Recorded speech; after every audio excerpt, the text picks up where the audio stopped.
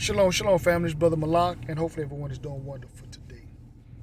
I know we have all heard this phrase, blood is thicker than water.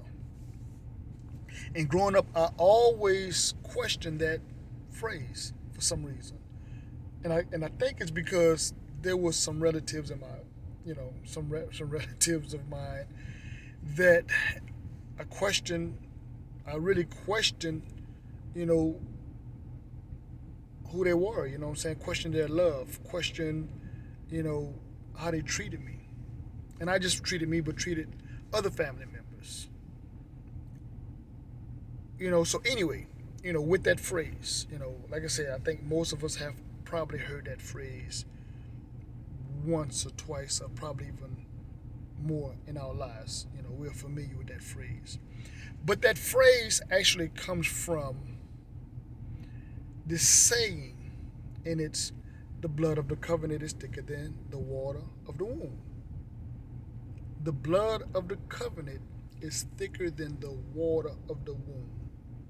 Meaning, those that you go into covenant with tend to be closer or treat you better than those that come out of the same womb, whether it's your mother or grandmother or what have you. And again, it really made sense because to me, not only how I was treated by certain family members, but it rung a bell looking at the scripture or looking at the verse when Hamashiach in the book of Matthew, I think chapter 12, was saying those that do the will of his Father, in heaven, or his brother, his sister, and his mother.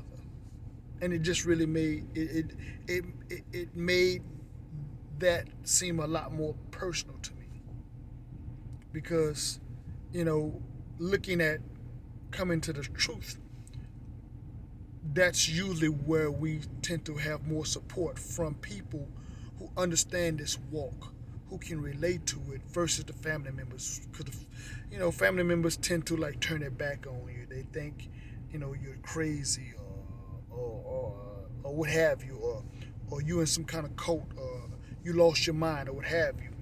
So that it really made sense when I really heard that. And I just want to share that with you guys right fast. But anyway, the blood of the covenant is thicker than the water of the womb. With that being said, as usual, peace, love. Shalom.